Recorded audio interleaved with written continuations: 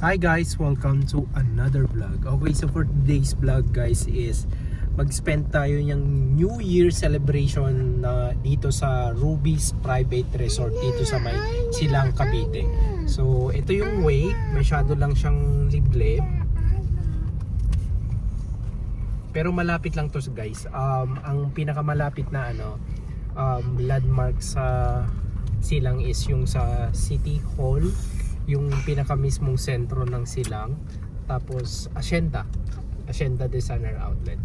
So yan guys, papakita ko lang yung kung anong itsura sa Ruby's Private Resort.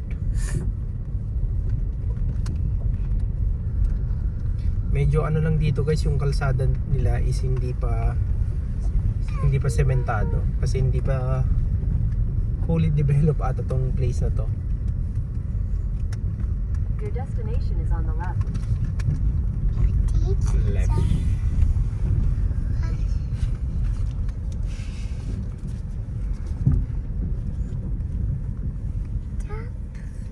San?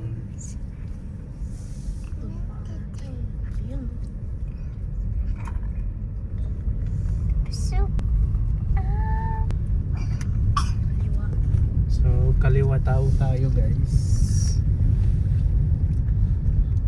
Medyo gloomy ngayon Ayan. Naku. Mbay.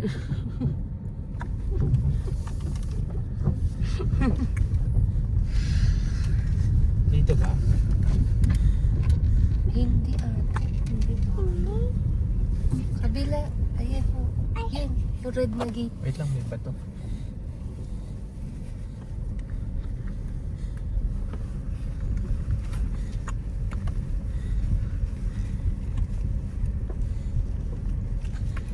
Huwag mo na ilabas yan.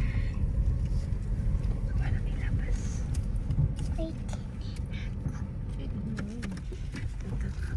So dito na kami guys, Ruby's Private Resort.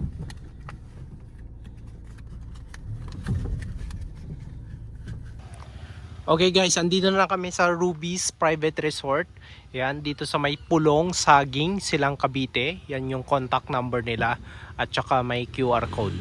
Tapos managed by GML Group. So ganito dito sa may entrance. Dito sa kanan is paano pa? Diyan meron pa mga diyan, private resort. At dito sa kaliwa meron din yung mga private resort. At dito sa harap is mga bahay-bahay na. Pero to guys, liblib to ng Silang. Pero maganda siya. Malamig ang klima, tapos ang elevation niya is mataas. So kapag umuulan, bumabagyo, hindi kayo babahain. So pasok tayo. So dito yung may entrance. So dito yung parking nila. As you can see, yan yung mga kotse. Tapos dito pa mayroon pang parking dito. Tapos dyan is may bahay. So pasok tayo.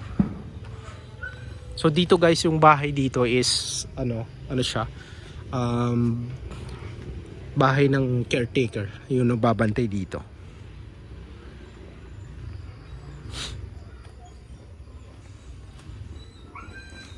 So dyan may waiting area.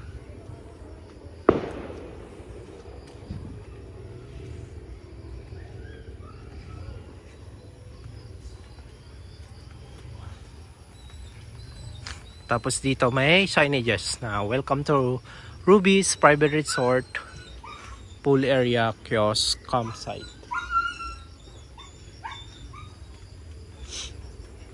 So dito may siya, may guys, man-made na bridge.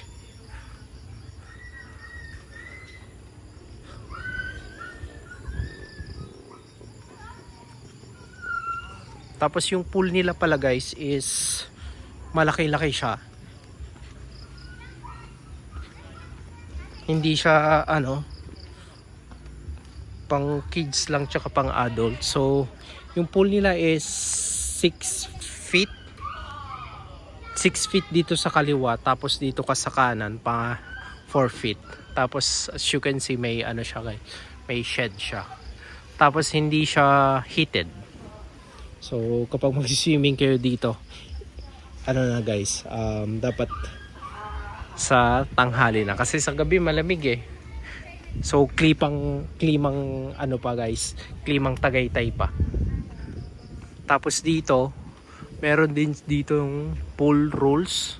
So obey lang natin yung pool rules nila.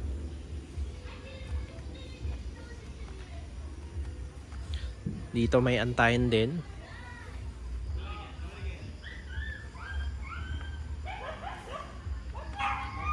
Tapos yung mga rooms nila is dito. May 3 rooms tapos pwedeng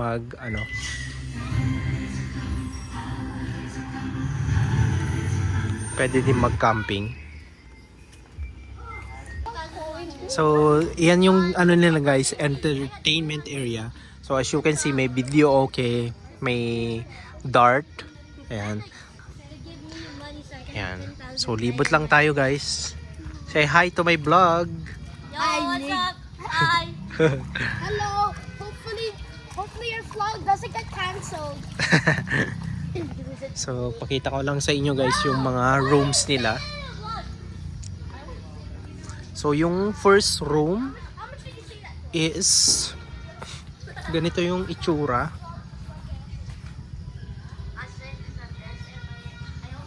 So, pare-pareho lang naman.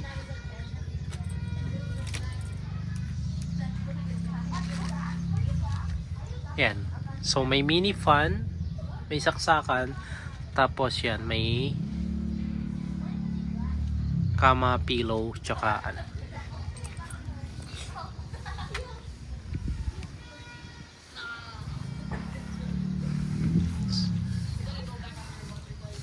Yan. Same lang yung ano nila guys. Tsaka hindi na aircon dito kasi malamig naman dito eh. Tsaka may kulambo. Dito tayo?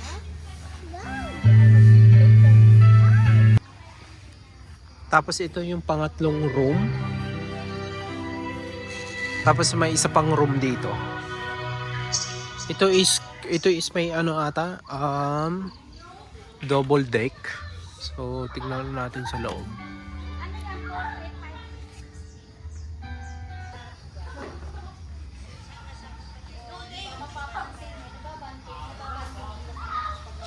Yan, bali dyan kami magdi-dinner mamaya. Sasalubungin yung bagong taon.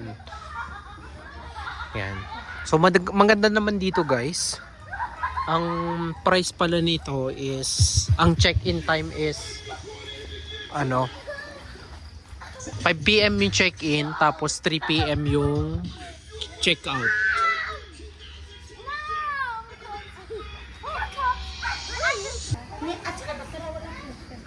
Walang mga ano.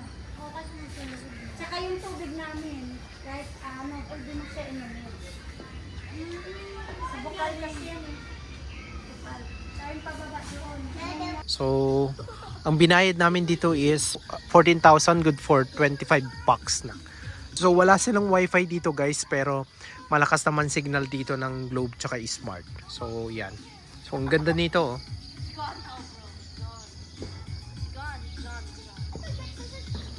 Yan. So kung gusto nyo mag-book guys is ilalagay ko yung Facebook page nila sa dito sa comment section at saka yung mga address at saka contact number nila. So that's all for my video guys. Don't forget to subscribe to my channel. Again, this is Jay Yano and I will see you again next time. Bye!